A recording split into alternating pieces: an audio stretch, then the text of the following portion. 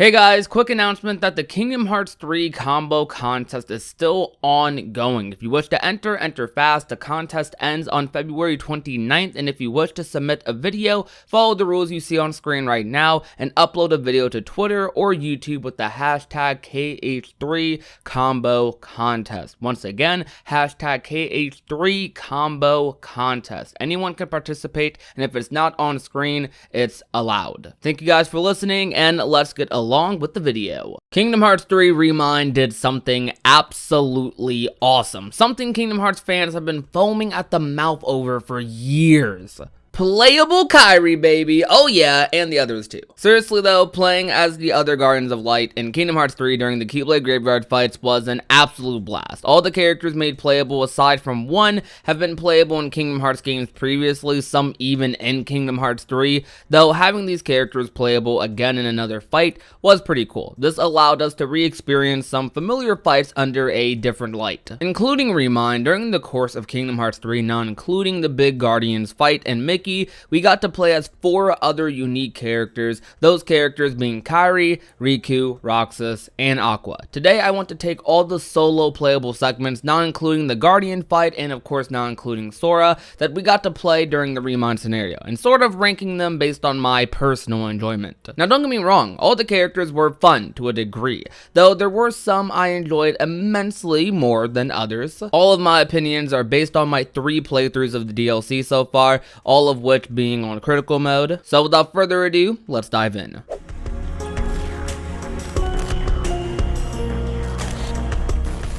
Playing as Kairi was great. She was even more fun to play as the second and third time around because I died way less.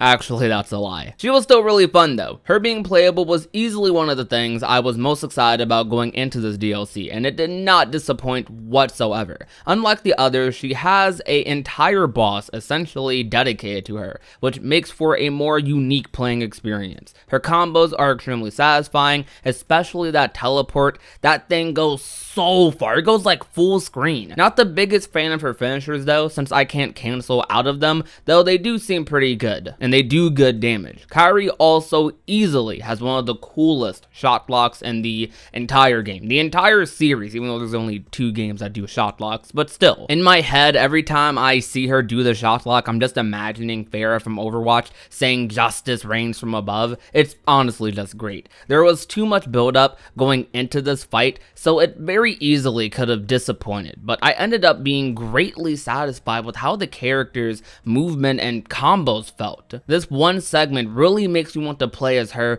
even more, but we have to just hope that a future Kingdom Hearts game is willing to give us that chance, give us that experience, which I honestly think it will. Definitely, in my book, the best character I played as in ReMIND. Now, let me hit you with the Charlotta cross-up right quick, and instead of going down the list, we're going to dive straight to the bottom to discuss who I think is the worst. Riku.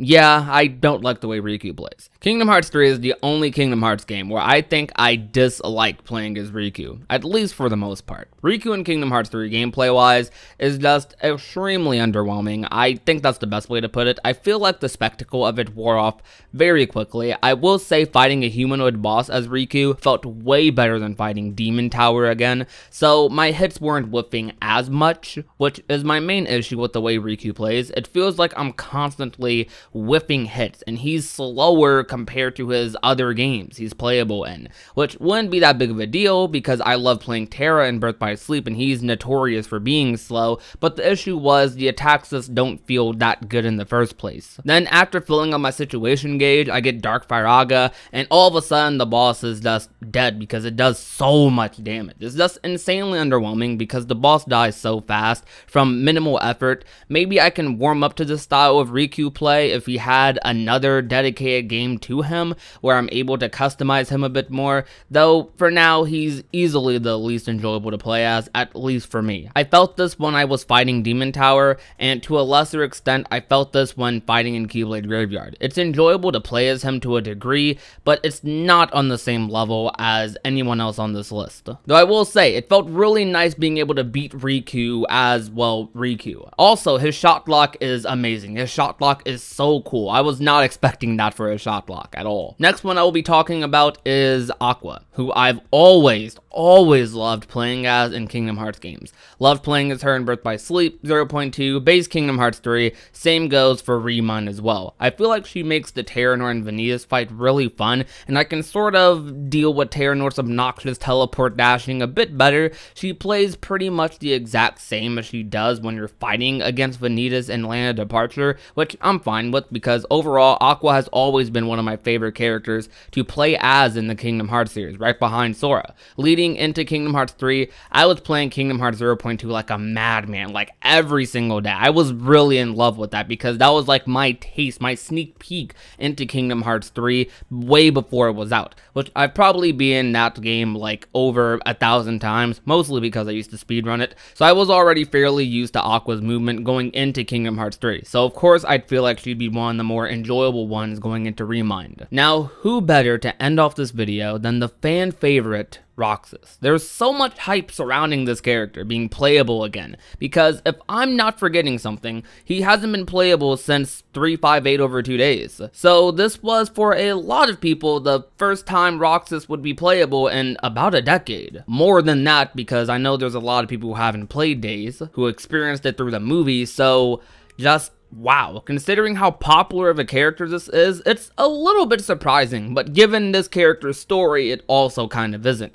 Roxas was one of the big secrets going into Kingdom Hearts 3. He's always been one of those fan favorites, especially since Kingdom Hearts 2, and Days solidified it even more. People had a lot of questions like, how is he going to come back? Would he be on our side? Would he dual wield? Well, we got all those answers last year, and when Roxas had his legendary return, he did it in one of the best cutscenes imaginable in the Kingdom Hearts series. Roxas, along with Xion, made a beautiful cutscene duo, as both of their returns couldn't have been more perfect, which is what a person who hasn't played ReMIND would say. They managed to make one of the best cutscenes in Kingdom Hearts 3 period even better. We got a all new perspective of Roxas' return, which included us fighting off Xemnas. Yes, finally we get to beat up our boy Xemnas. My man Roxas finally got his revenge. I was so happy. I loved every single second of it. It took me a minute to even realize Xemnas was in the fight actually, but as soon as I realized it, I started beating him up. Beforehand, we didn't even get to play as Roxas. Actually, we didn't get to play the fight because Roxas was over here demolishing Saïx's health bar before itty bitty base cage 3 Sora could even get a chance to do anything. Roxas was the super boss in that fight,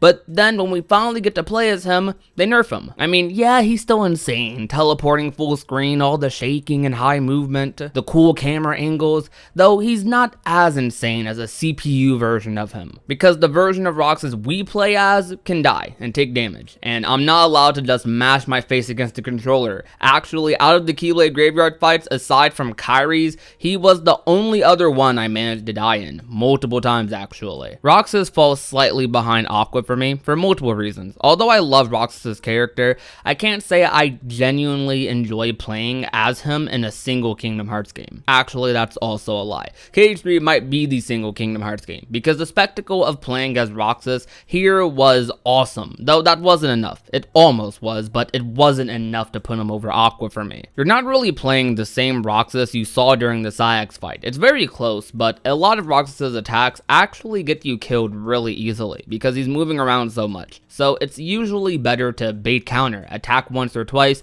bait counter, attack once or twice, until he runs out of Berserk, which I have no particular problem with doing that against my opponents, but during this fight, I'm just going to be honest, I just wanted to go crazy, but I couldn't. I wanted to mash my face against the controller. Though none of that really matters because this fight was still awesome. I didn't expect to enjoy playing as Roxas more than Aqua to begin with, and neither was I anticipating him as much as Kairi. So everyone, to an extent on this list, kind of fell where I thought they would, except Kairi because she was the wild card. I think one of the coolest but also weirdly implemented mechanics is Roxas' reversal command, which he has very often during the fight. It's not completely useless, but it's pretty close. I only really use it because it looks cool, but other than that, I question why it's actually there, because most of Saix's attacks have huge hitboxes, so going behind them doesn't really do much in terms of avoiding damage. Maybe the reversal gives you iframes or something. I don't really know about that though. Might have to do some more testing. If I had to say one last thing about this fight, it'd be about how in love I am and how cinematic it was. Alongside getting to beat up Xemnas, they add a ton of new battle quotes, and we technically got a whole unique fight in the Saix and Xemnas part. You can tell how much work they put into making this moment even more special than it already was initially. So from a moment standpoint in the series, I think this was still one of my favorite moments in ReMIND, but playing as Roxas himself wasn't as fun from a gameplay experience as Aqua or Kairi, though it was still really fun. So the order of all the characters, as just a little recap, we have Kairi at the best spot. I found her gameplay to just be the most fun out of all of them. We have Riku at the worst. I found his gameplay to be the least enjoyable. Behind Kairi, we have Aqua. I mean, come on, just Aqua. I love Aqua. That's my girl. And then behind Aqua is Roxas, who was really, really fun. Overall, I'd say I enjoyed playing as all of these characters. Even Riku, like to an extent, I had like a base level enjoyment with Riku. I dislike him compared to the others, but I still do think I enjoyed being able to play as Riku, even being able to have that option. I much prefer being able to play as him than not being able to play as him at all. So I'm grateful that they gave us that opportunity and made it a little unique by giving him like a shot lock and stuff. I really do hope future Kingdom Hearts games, now that we have more Guardians of Light, more Keyblade Wielders, has a bigger emphasis on character switches and just more playable character segments scattered throughout the games like these. These opinions can change as they are opinions after all. ReMIND is fairly fresh, and I'm going to be playing it to death until the next Kingdom Hearts game releases, and probably still will be even after the next Kingdom Hearts game releases. Maybe for the rest of my life, honestly. Like, who knows? I might just be playing Kingdom Hearts 3 forever. After making this video, I'm really considering doing a playable characters ranking for the entire series rather than just Kingdom Hearts 3. If you enjoyed this video and are interested in something like that, you already know what to do. Leave a like, share the video with a friend or a family member, leave a comment down below telling me what you think and what your rankings of these characters would be, and last but not least, if you have not already and want to become a part of the union, all you have to do is hit that red little subscribe button down below. My name is Prodigy, and I will talk to you guys soon. Peace out.